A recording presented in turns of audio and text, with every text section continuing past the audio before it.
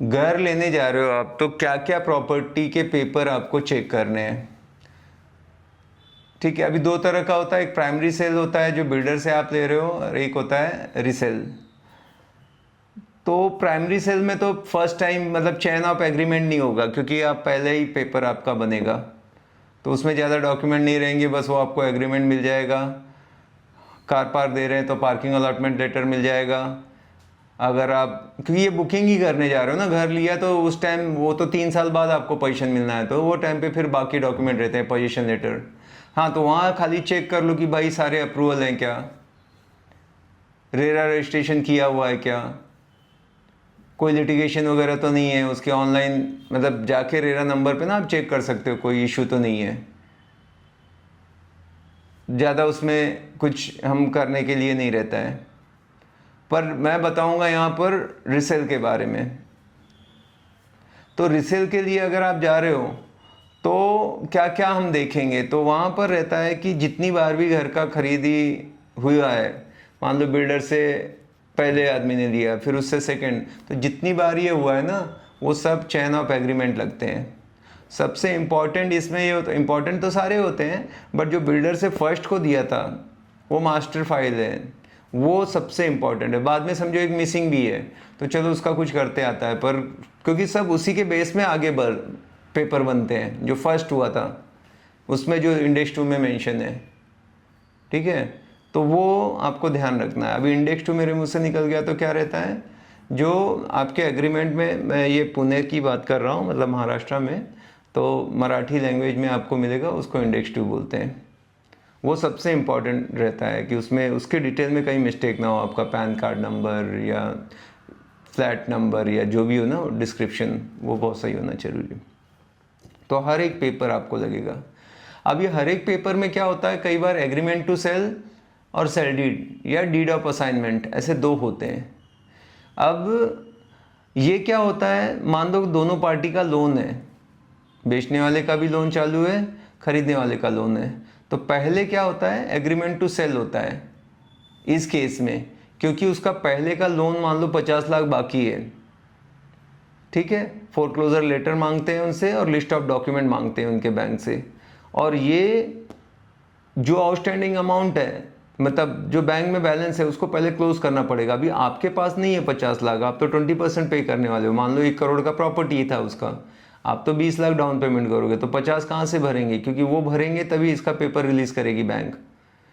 तो जो बायर है वो लोन लेता है, और फिर बैंक उसको क्या करता है, जो लेटर फोरक्लोजर लेटर दिया है उतने का डीडी बनाता है कि भाई इतना इसका आउटस्टैंडिंग है अभी। तो वो ऐसे ही नहीं दे देगा इतना पैसा, कुछ तो उसको पेपर वर्क करना है, तो एग्रीमेंट टू सेल होता है। अब यहाँ पे एग्रीमेंट टू सेल में ही ध्यान रखना है कि आपका स्टैम्प ड्यूटी जो कि 7% है, पर अकेले कोई लेडीज लेती है तो 6% है, ये मैं पुणे के हिसाब से बता रहा हूँ, और रजिस्ट्रेशन, ये सब पे हो जाता है इसी टाइम पे एग्रीमेंट। नहीं तो लोगों को लगता है एग्रीमेंट टू सेल तो ऐसे ही होगा, स्टैम्प पेपर पे होगा, नहीं, यहाँ पे ही सब होता है। सेल डीड बाद में नॉर्मल होता है स्टैम्प पेपर पे, तो एग्रीमेंट टू सेल बहुत इंपॉर्टेंट है। तो ये सारे एग्रीमेंट टू सेल, और फिर जब फाइनल उसका पेपर रिलीज हो जाएगा तो बैलेंस अमाउंट भर के सेल डीड की जाती है, तो वो पेपर लगेंगे। और क्या क्या लगेगा, तो कमेंसमेंट सर्टिफिकेट, जब कोई प्रोजेक्ट स्टार्ट होता है तो उसका कमेंसमेंट का सर्टिफिकेट गवर्नमेंट से लेना पड़ता है, जो भी कॉरपोरेशन है देता है, तो वो कमेंसमेंट सर्टिफिकेट, क्योंकि रिसेल का है, मतलब वो रह रहा है बंदा, आप ले रहे हो, खरीद रहे हो, तो रेडी टू मूव है, तो उसका कंप्लीशन सर्टिफिकेट, ऑक्यूपेंसी सर्टिफिकेट या कंप्लीशन सर्टिफिकेट, वो भी वहाँ पे बहुत ज़रूरी है। अब अगर रिसेल का ले रहे हो तो वहाँ पे क्या है, सोसाइटी रजिस्टर्ड हो चुकी है, तो सोसाइटी का रजिस्ट्रेशन सर्टिफिकेट लगेगा, ठीक है। उसके बाद शेयर सर्टिफिकेट बनते हैं, क्योंकि बिल्डर से जब पहली बार लेते हो तो एग्रीमेंट टू सेल रहता है, बाद में शेयर सर्टिफिकेट आपको मिलते हैं जो सोसाइटी ऑफिस से पहले बार को, और हर बार जितनी बार भी खरीदेंगे बेचेंगे उसके ऊपर नाम आते रहता है, तो वो लगता है। सैंक्शन प्लान होता है, जो शुरू में पूरा कोई भी चीज़ है तो पहले प्लान सैंक्शन करना पड़ता है बिल्डर को, तो आपके फ्लैट का भी प्लान सैंक्शन हुआ था, वो ब्लूप्रिंट रहता है, कभी कभी खूब बड़ा ऐसे साइज़ का आपने देखा होगा, वो आर्किटेक्ट का उस पर स्टैम्प सिग्नेचर रहता है कि हाँ ये प्रूवन है, तो वो सैंक्शन प्लान भी लगता है, तो ये भी लगेगा। एग्रीमेंट की कॉपी में 712 तो गलत बोल दिया, इंडेक्स 2 712 आता है, वो लैंड से रिलेटेड है तो इसमें नहीं हम डिस्कस करेंगे। तो इंडेक्स 2 और रजिस्ट्रेशन का जो रहता है ना पावती, वो दो चीज़ एग्रीमेंट से ही आ जाएगी। उसके बाद पार्किंग अलॉटमेंट लेटर, जो भी फ्लैट है उसके साथ पार्किंग होती है और पार्किंग के यूनिक नंबर रहते हैं, फ्लैट नंबर से नहीं रहता है, तो वो आपके होना चाहिए कि भैया इनको 1 कार पार्क 2 कार पार्क जो भी है पार्किंग अलॉटमेंट लेटर है। उसके बाद पोजीशन लेटर, जब उन्होंने पोजीशन लिया था तो पोजीशन लेटर भी देते हैं कि हमने सारी चीज़ें लिया, कीज़ हैंडल हुई, हर एक का थोड़ा थोड़ा अलग फॉर्मेट रहता है लेकिन पोजीशन लेटर भी लगता है। उसके बाद और क्या लगता है, NOC, no objection certificate.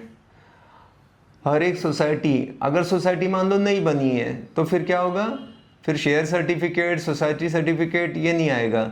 NOC फिर बिल्डर देता है, मान लो लिया अभी एकदम नया ही है फ्लैट, 2 साल ही हुए हैं, ये बंदा बेच रहा है और सोसाइटी फॉर्म नहीं हुई है, तो फिर बिल्डर से NOC लगेगा उस केस में। और अगर सोसाइटी बन गई है तो सोसाइटी का जो भी चेयरमैन सेक्रेटरी, तो NOC एक बहुत ही इम्पॉर्टेंट डॉक्यूमेंट होता है, तो वो NOC भी आपको लगेगा। इसके अलावा क्या है, इलेक्ट्रिसिटी बिल, और उस पर देख लेना कि वो पे किया हुआ है, ऑनलाइन चेक कर सकते हो, और ओनर का नाम है। सेम प्रॉपर्टी टैक्स रहता है, साल में एक बार ही भरना होता है, उस पर भी उसका नाम है और वो पेड है क्या वो देख लेना, ऑनलाइन चेक हो जाता है। कई बार क्या होता है, रिसेल में आदमी फ्लैट लेता है पर उस पर लाइट बिल और प्रॉपर्टी टैक्स पे नाम ही नहीं चेंज कराता, फिर बाद में आपको दिक्कत ना हो जावे, तो वो आपने उससे लेना है और चेक कर लेना है। तो ये कुछ बहुत मतलब ना फ्लैट के इम्पॉर्टेंट पेपर रहते हैं, आप ज़रूर मांगो। बैंक के पास भी जाओगे तो बैंक ज़रूर आपसे ये कहेगा कि LOD बोलते हो, लिस्ट ऑफ डॉक्यूमेंट, ये हमको दे दो, तभी फिर वो उसका टेक्निकल करते हैं, जो भी है टेक्निकल में मतलब कि कंस्ट्रक्शन जैसे बोला था वो सब है क्या नहीं, और लीगल कि पेपर कहीं और तो नहीं, मॉर्गेज है कुछ इधर उधर तो नहीं है, 2-3 बार सेल हुआ, तो वो सब फिर चेक होता है।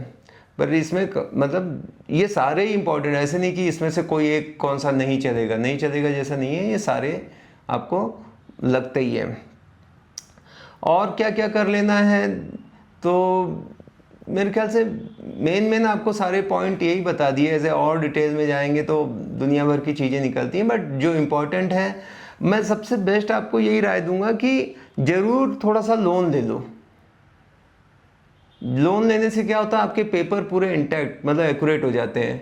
नहीं तो क्या है, आपके पास पैसा है, उसने बोला 1 करोड़, आपने जाके दे दिया, वो बोलेगा इतने ही पेपर है, पर बाद में जब आप बेचने जाओगे तो एक एक पेपर निकालना मतलब महाभारत हो जाएगा।